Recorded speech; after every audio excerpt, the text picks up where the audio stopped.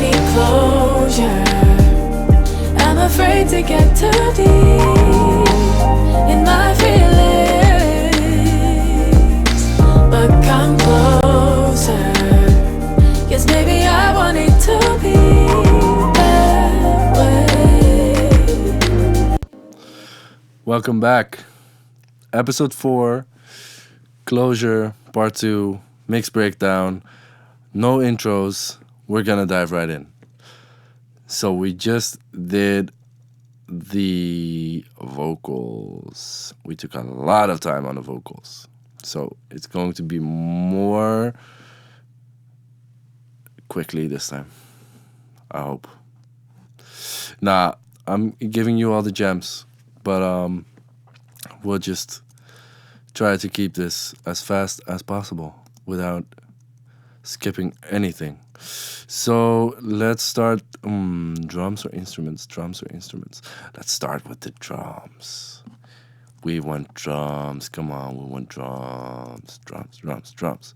Okay, I'll just play the drums in the hook, and then I'll start my spreekbeurt.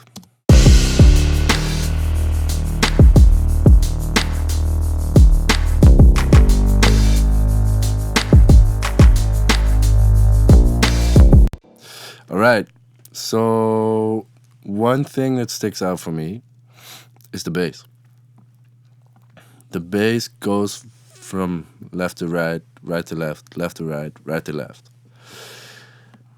One way I did that is we've got the main sub, which is this. That track space can go. This one.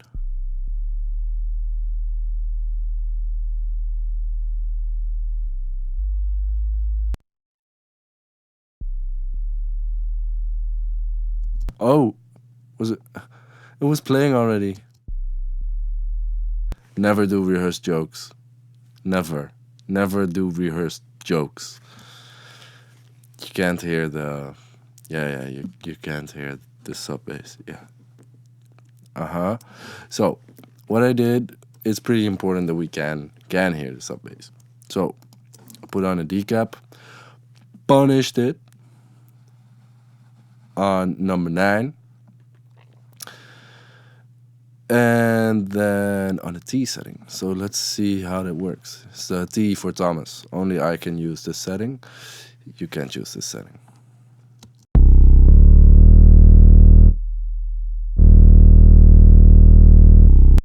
Now we can hear the bass. Okay.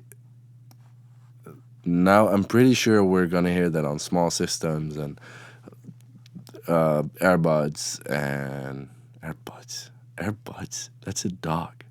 AirPods and phones. So I took the lows out of that because I have another channel here that does the subs. So I took the lows out of that until 82 is the high pass on, and then I did nothing else. I didn't want to make it like 270 and then the clean sub does the bottom, because then it gets really detached. Then you get like, okay, there's a round sub underneath and there's a bass there. No. I want this gritty bass from 80 hertz. I just want the low end to be done by the sub. Then I put a Pro Q3 on there because now it's a bit muddy.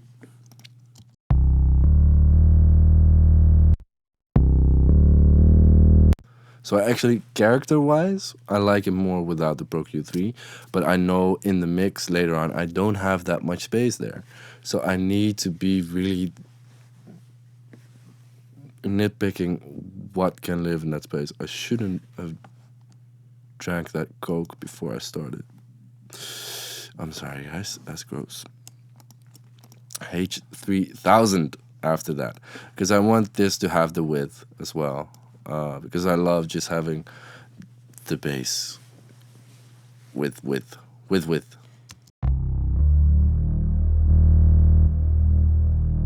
Now you've got that growly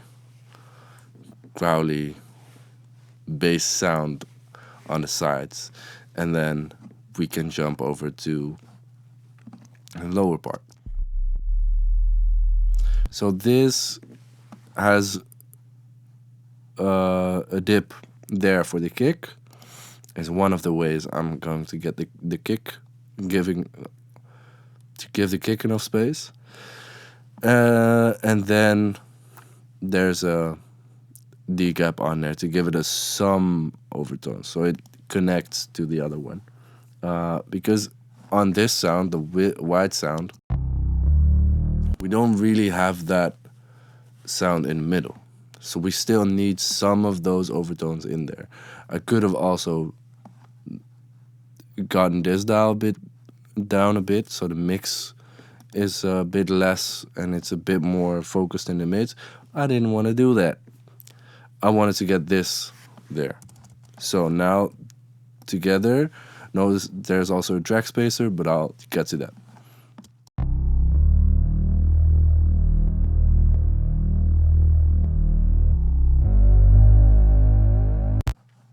So now it's wide, bass, subby. Then,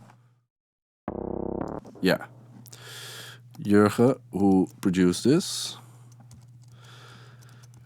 had the same idea that I had, to get a distorted, crunchy sound on top of the bass sound. But his was in mono, was just in the center, wasn't doing that much. So I have my bass sound, I had it how I wanted it to sound, but I really liked his flavor of bass as well. But I wanted it to do something else. So the H3000 is already moving a bit on the sides, but I really wanted this to go around and really pan from left to right. So that's what it's doing. Not super fast, just slowly panning from left to right. Put a lo-fi on there, so we don't have that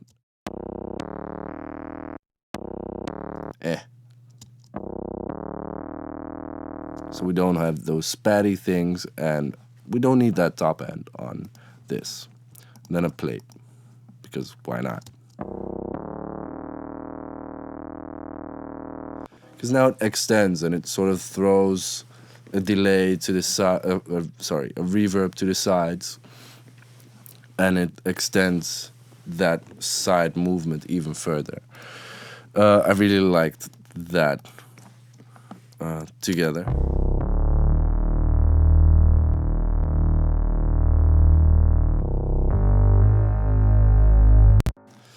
And then we've got another bass, which is the more just electric bass, which is just going to live on top of that. So that's going to be high pass filtered, and getting that out of there because it was this. But there's no space for that. There's the sub bass there. There's no space for that low end of that bass guitar as well. So I need to make choices. I need to make choices what's going to give me the steadiest and the nicest low end, that sub bass. So this is just that extra addition on top of it. I think I'm compressing this pretty yeah, so I want those notes to just be lowered. I could have also done some clip gaining, but hey, you can see that this is clip gain, that is clip, everything is clip gain. So somewhere you just need to grab a compressor and just slam it down. Also because I didn't mind the sound of this. It's an addition on top of it, and I didn't mind compressing that and just having a gritty bass sound on top of that.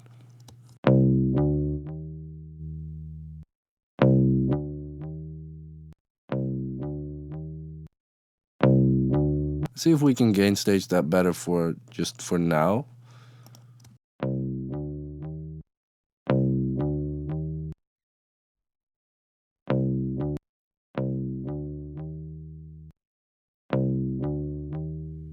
Yeah, so now those plugs come out even more, and the string hitting the string comes out even more, and I wanted that. I wanted that extra stuff there. So that's with everything in there is now. So actually, this one, the last one, is filling up the middle. So that's really nice. We can have the sub bass on the sides. The higher part of the sub bass is going left and right, and then we've got this electric bass in the middle adding.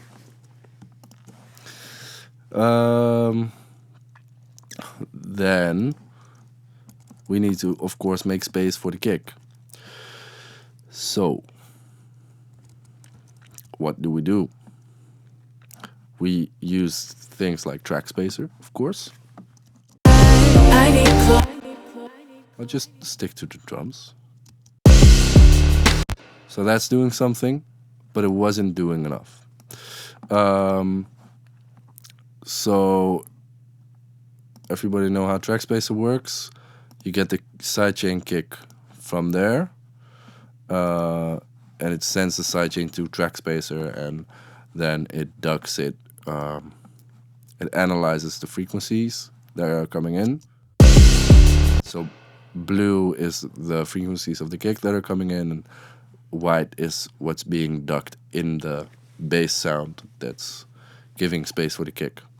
So that together with this and together with these ducks are really handy, because if I take this down to here, you can see that the core part of the kick is there. So the transient of the kick, the first part of the kick is there. So I can just take down this part of that bass, the first part of that bass, and just give the kick some space to be there, because you're not gonna hear those low frequencies together. Maybe you're gonna feel it, and maybe you need to adjust the level of this, how far this is going down every now and again to see where the sweet spot is. But they're not gonna, yeah, you can do this. And especially now we split it and one is on the sides and more giving the constant bass tone overall.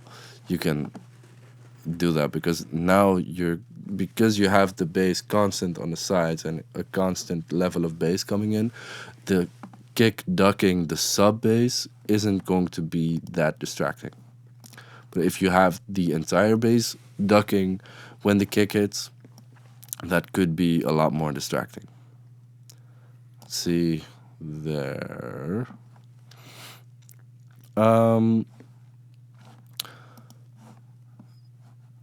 Let's see without. So without that ducking, now it's just on -8 the entire time.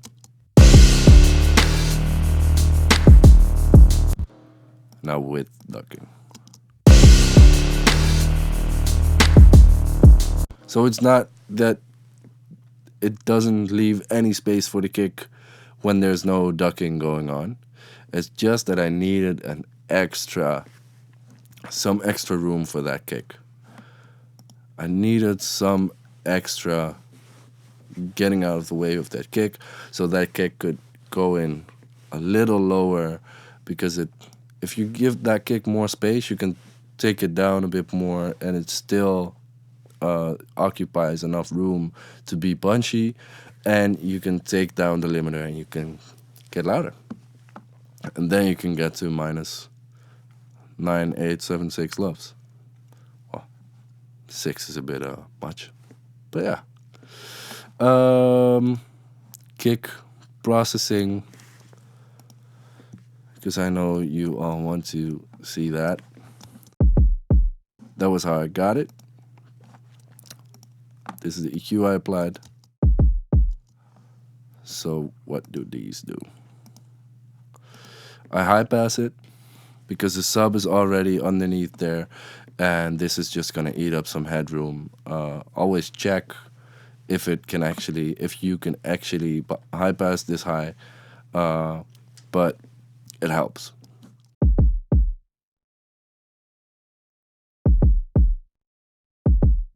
I feel this the knock comes out more, and it gets less slow because those low frequencies tend to be really slow and have a long decay, and now the emphasis is a bit more on the mid frequencies. And then 87, 78, sorry, to get a bit more punch out of there. I don't often boost with the Pro Q3, but this time it worked, and I didn't want to get in a whole new plugin for just that notch. Also, you can really dive into that particular setting, so that's really nice about the Pro Q3. 220 out of there, 225. Just because it was a bit too tubby. And now the emphasis is more on this part and more on that part.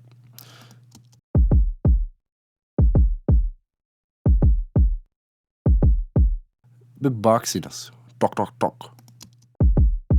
Now it's a bit rounder, more feels warmer, subbier. Without adding any of that low end. Just taking out some frequencies to shift the contrast so it sounds rounder and more focused towards the low end. Let's see lo-fi.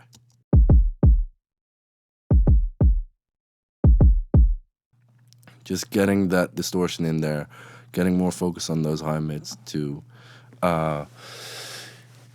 push it through the mix a bit more.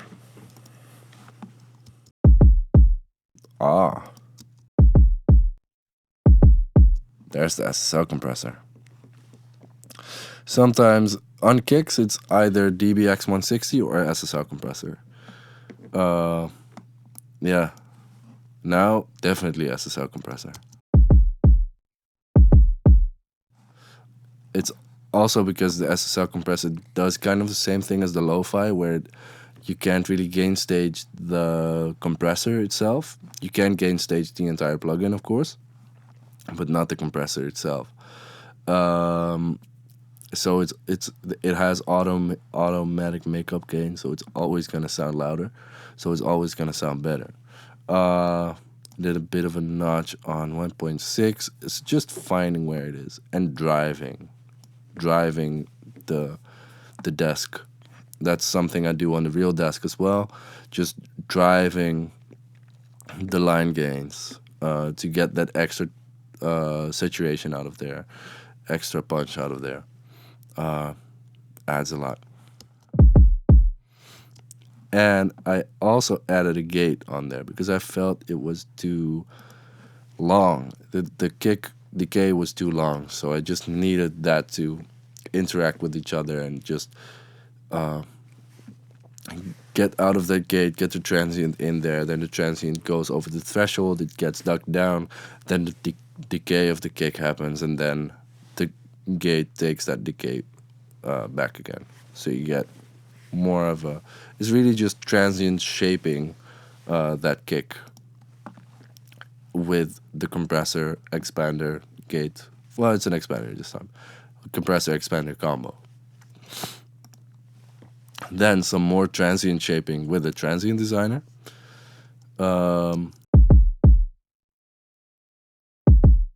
Just to get less sustain, more attack.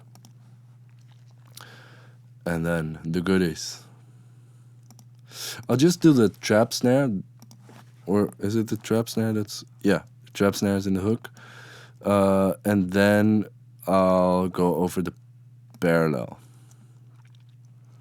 Where is there? No.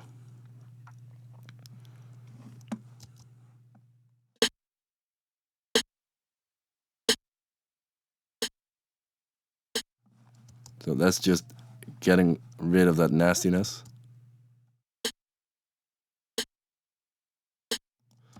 But you also lose a bit of the presence, so you need to figure out a way to get that presence back. Luckily, lo-fi is here.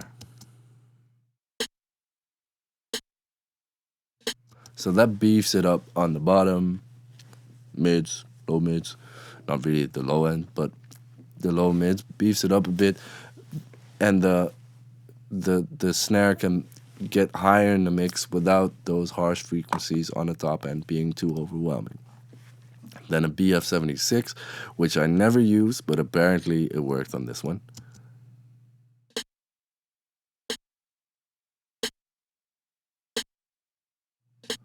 Just getting it a bit more energetic, just getting a bit more emphasis on the transient. Notice I'm listening on really low levels here, so I can really hear the nuances of the transients really well, and you can really hear the impact of that. So that 1 dB of compression does a lot for the energy of that snare already. It's the small things that count. It's the tiny, tiny things that count. I want to do the hi-hat, and then, because the kick, snare, and hi-hat play a big role in the drum parallel, I want to do the hi-hat as well in there. Let's see. Lo-fi and EQ, that's it.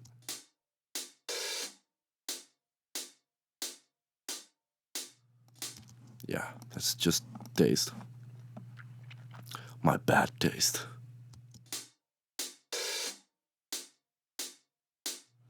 Getting some presence in there with distortion, and then let's go to the drum parallel.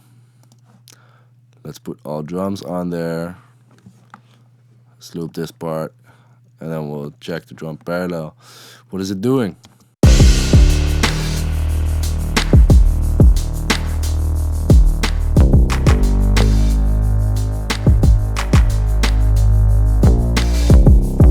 So a big part of that drum sound is the parallel drums. If I take out those parallel drums, the drum sound sucks. It sucks.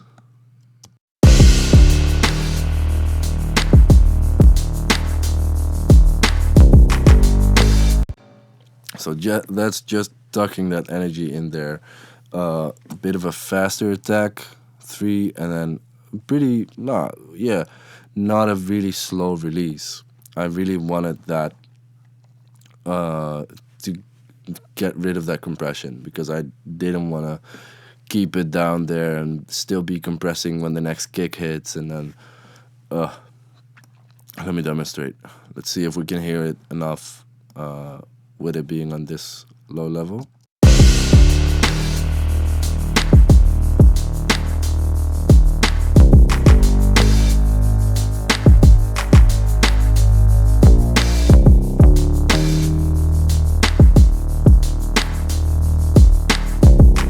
To me, this dances more. This is more the transient in there and getting out of the way and oof, oof, oof, boxing.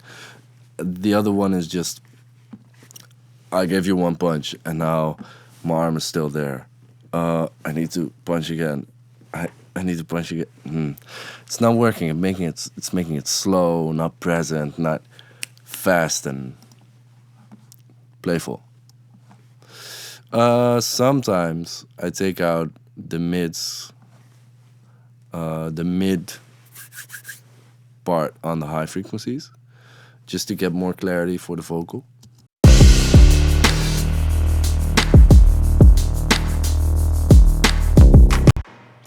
Yeah, it could do with, it could do without. There's no telling if it's actually that much better unless you're checking in the entire mix. I don't want to do that now. I'm just going to fly to the decapitator.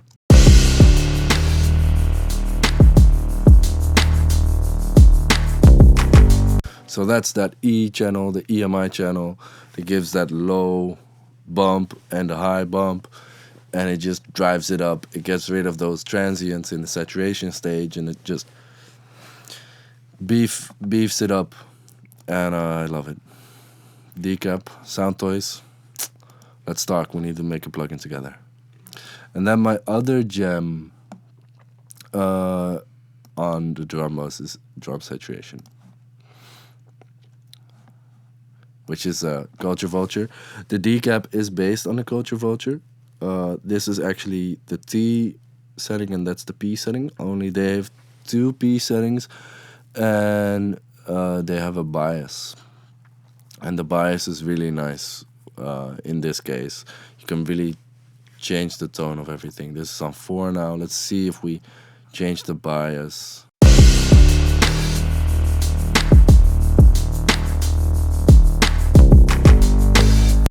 Feel how it gets a bit more, you get the kick through a bit more. It just gives that extra little edge.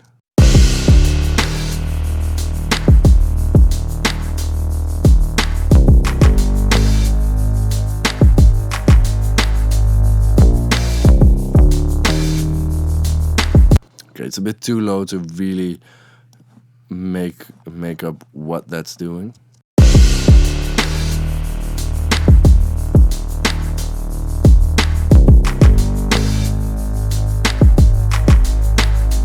I feel that saturates it a bit more when the bias is a bit higher, and then when the bias is a bit lower, we get a bit more transient in there still.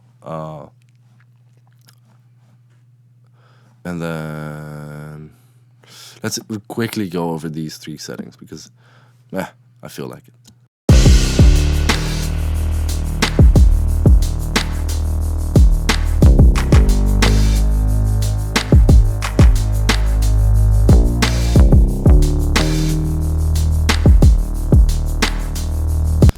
Yeah, I think the T sounds a bit more glued together, but I lose a bit too much of the transient there. And the P2, nah.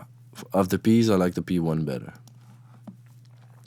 So it's just trying stuff and doing that.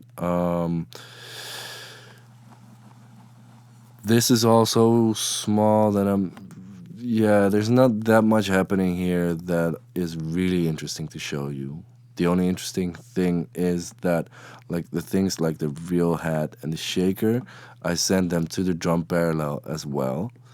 And I do that because then you get more movement like a real drum kit in there, and the compression in there that compresses the entire drum kit. A bit over exaggerated in the drum parallel, of course, because then when the kick and the hat are compressed together in the drum parallel, they both go down by 8 dB, and then the hi-hat is 8 dB louder, and then it goes down with the snare, and it goes up, and it goes down, and it goes up, and it goes down, and that really gives the dynamic flow of it. So the hi-hat or the shaker goes up and down and up and down, and makes it more it glue more together, and makes it improves the groove a bit more.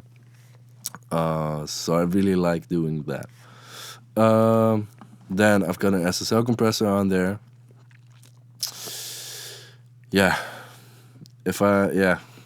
I'm not gonna repeat myself.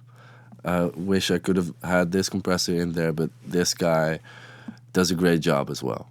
I either have the attack on 3, 10, or 30, depending on how much transient I still need to let through, and then the release on 0.3 or 0.1.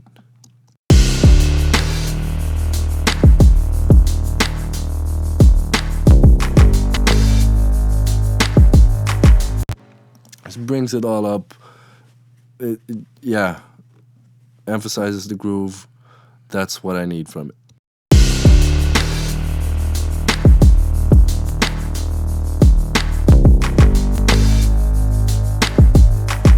I love this thing. It's just, it gives it more oomph. It shifts the low end in a way that really works really, really well for me. And then I've got the black box, just a 52, and then I put the mix. Oh, this is a pretty high mix for me. Normally it's like 50 or 40 saturations all the way down. Let's see what that does with and without.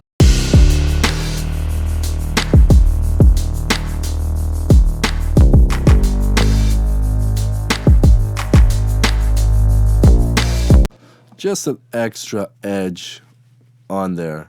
Just extra.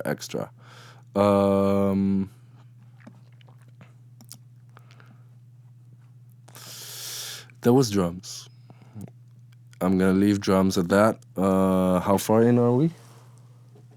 Half an hour. 1 hour? Half an hour. Half an hour. Wow. All right, perfect. So we'll just run through the instruments and then we'll do the master and then mix breakdown number 2 is already over. Damn. Time flies. All right, what do we have? I'll just play the hook.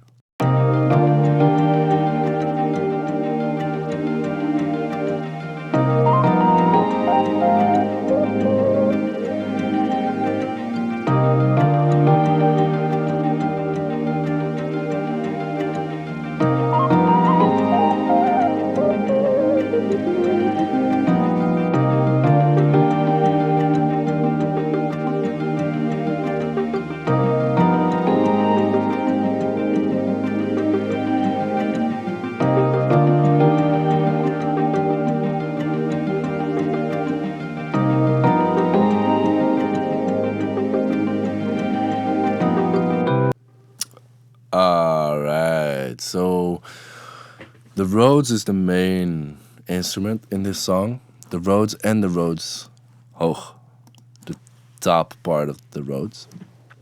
Those together are this.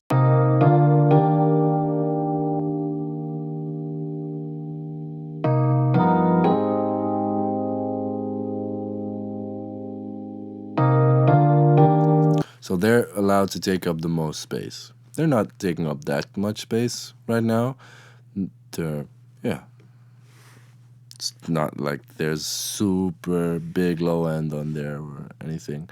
Because the bass already has that low end, so I don't really need to do that. Then we got this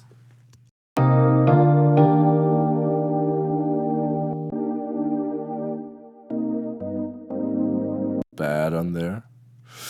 And one thing is I wanted to create movement in this bad. So I duplicated the track and I put a phaser on it. Let's listen what this does.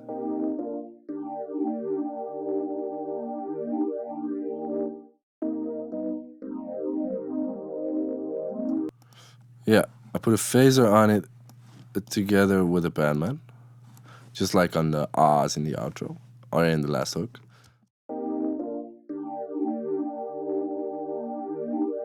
Just to give that part a bit of movement. Now this is only the wet channel, so this is not. This goes on top of the actual pad in the mix. Then decap, you can hear that it crunches a little bit here and there. I like that. I like that if it's too much, I'll dial it down. But if it can crunch a bit here and there, maybe your ear will be drawn to it and you'll like that more. This goes up to 270 now. Because I really don't need that low end in there. That it's not really low end, but low mids.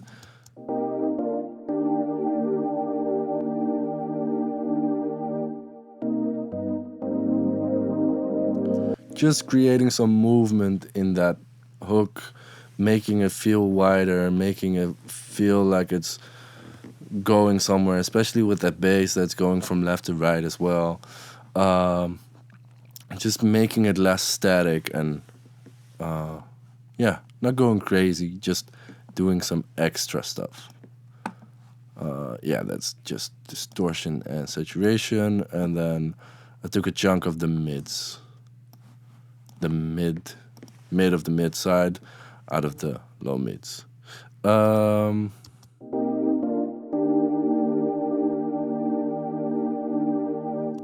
I didn't need that. Probably Rhodes has enough, the vocal is filling up that, the bass is there.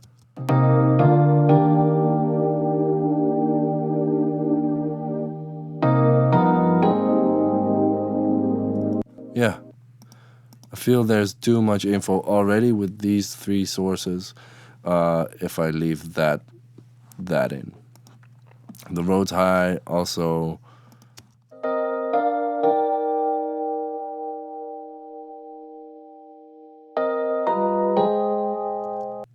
On its own, it sounds better without the EQ, but together with this guy,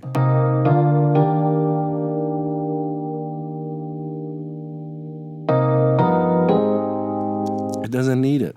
It doesn't need it. I just need that part to add on to the Rhodes part that is there already.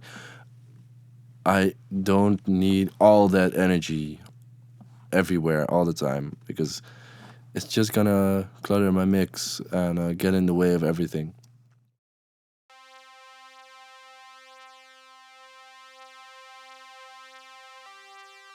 More panning and more high passing.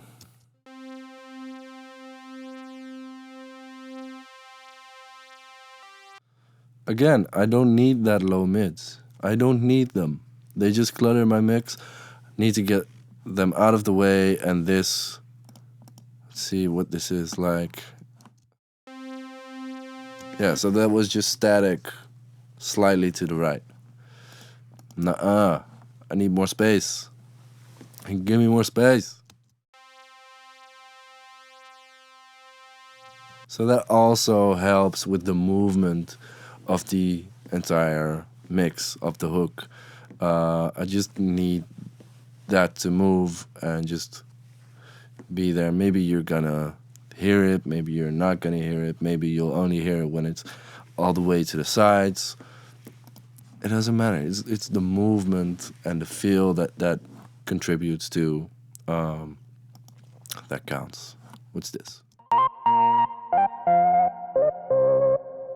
Oh, dope. Sometimes things just fit already. High pass because I don't need that. And a bit of decap. Made it a bit darker. Unintentionally. Yeah, so that gives it a bit more mid push in there, which I thought was really nice. Right, low synth. Probably a lot of low end in there as well.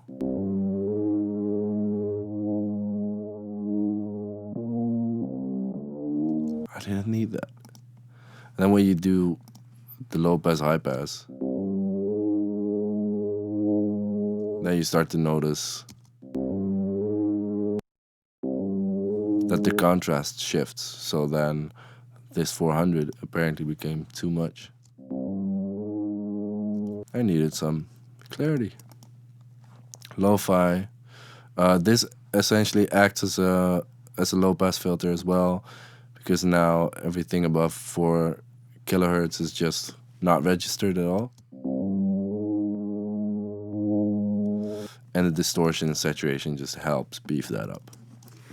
This was not on there at all, so we can take it out. And a micro shift. Because that was almost mono. I just need that on the sides. Give me something extra on the sides because there's enough going on in the middle. Let me see. I like that one. The happy hardcore synth. See, did I do anything crazy to that? Whoa, yeah. There's no space for that. So I already take out some of that low end and the high end. I just need this to be on there, like, be on top of it. And then just, there's a slope there. Like, it's a 12 dB per octave. It's not straight down because I need some of that low end to make it feel a bit bigger, but I don't need all of it.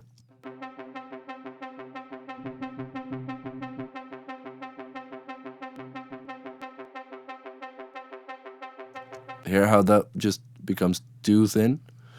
So that's a nice way of using the slope, the Q factor of the slope, to just fill that up. And a little plate on there. Not a little plate, but a plate by Deverb. So that just sets it in the back, and it's over there. I could have bandmanned that as well. I didn't feel like it.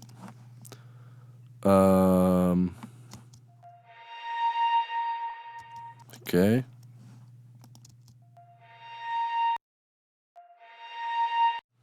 Just a bit of, what is it, chorus, anything high pass.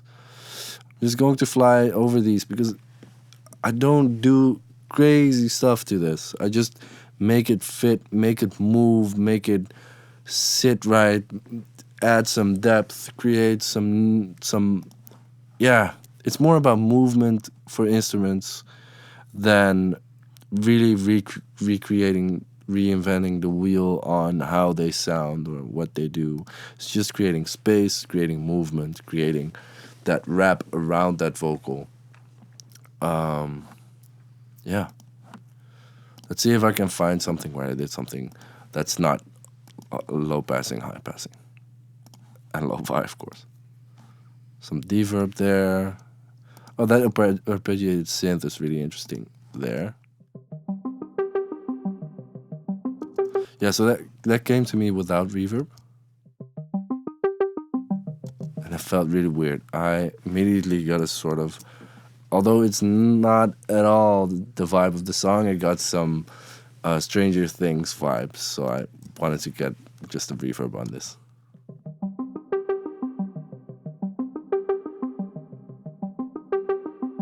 Which sets it in the back, and I really like that decay of that, almost like echoey decay of the synth now.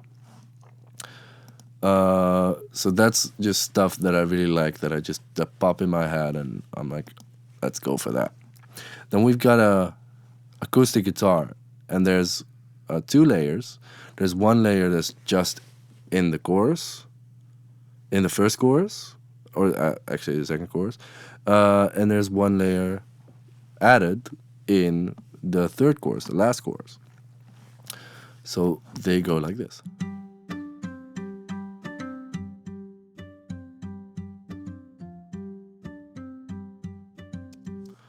So it's more of a rhythmic element to me. Of course, it's a melodic element, but it's more doing. It's got more of a rhythmic function. So I wanted to treat it that way as well. So I thought it was too dull. It needed a bit more sparkle. So I EQ'd some low mids out of there and some high mids in there. And of course, I cranked the input gain and used some SSL compression.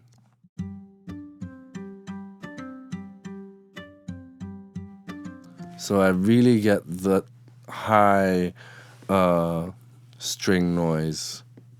Really get that attack of that where he hits the string. I can really hear that, and I want that because then I can just put that in the mix until that's audible, and then I don't need that low mid energy in there cluttering up anything else in the mix. Beefing it up with the lo-fi, I did exactly the same there. The only thing is I banned this one, the middle one, just to the middle, because it was really awkward to have it just a bit to the right.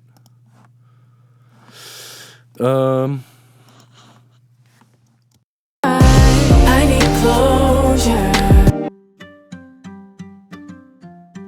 All right, it's a bit to the left, so it just takes a bit of space there, and then here they get banned hard left and hard right. Too deep.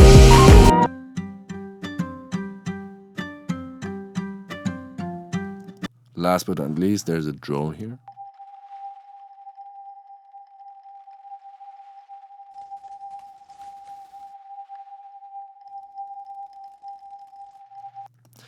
Yeah, the high-endy stuff that I filtered out is cool, but it was so busy already. Sometimes you need to kill your darlings and just make it a bit more relaxed and leave some space for the other cool stuff that's going on. Have no music effects. I did all the effects on the channels itself. I like that more unless I really want to put them in a room together or in a certain reverb or room together. And something that I did here is towards the end, I felt I needed a bit of a rise in that last hook, so I decided to push everything up, up, up, up, up. Here's that happy hardcore synth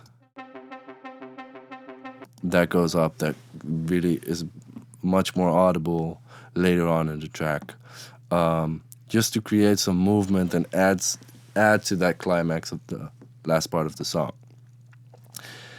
Let's do the pre-master. On the pre-master, I've got the SSL, G-Bus, of course. Let's grab the last hook and see what that does. In my feelings, but come closer. Yes. Glues it together. There's barely any compression going on, up to 1 dB maybe. Ratio of 4, attack on 10 usually, and auto release is nicest for program material for the master. Then a mid-side black box. I love this thing on my master lately.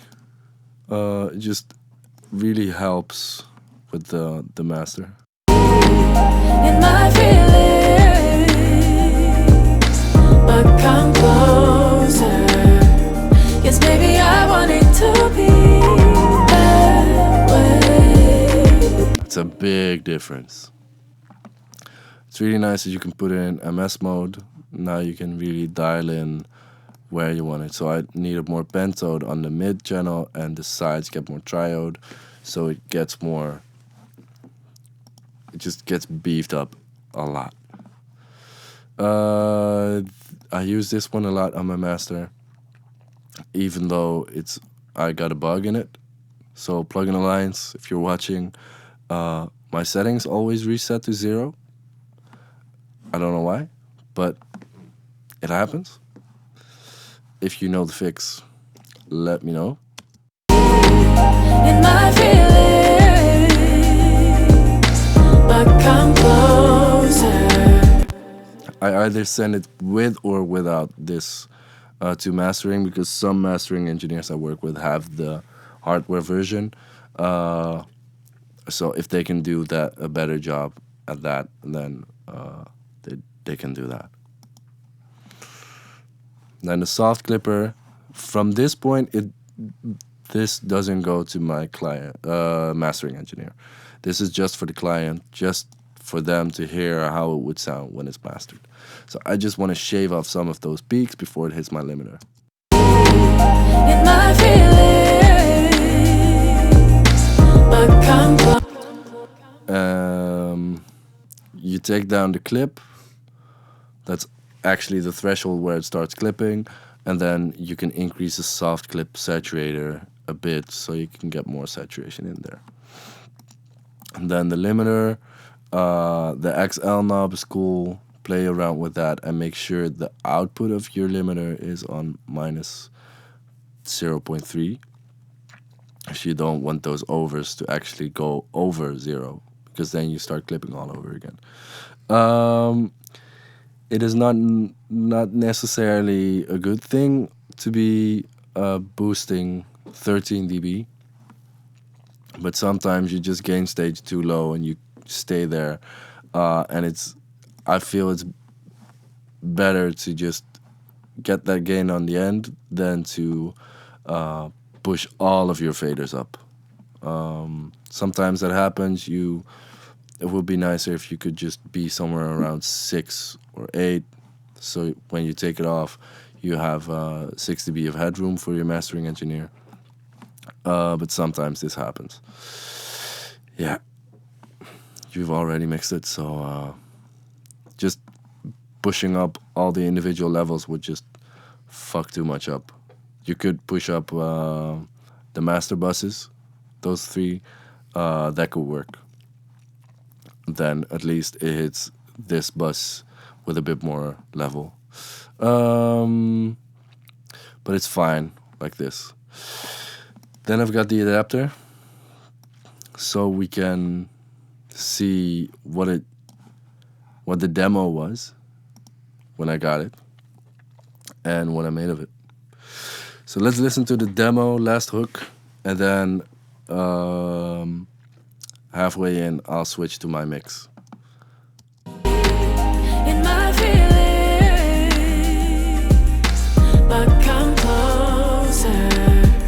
Yes, maybe I want it to be that way. It's like I'm drowning, and I'm stuck here in between my feelings. Tell me you're falling. Yes, maybe I want it to be that way.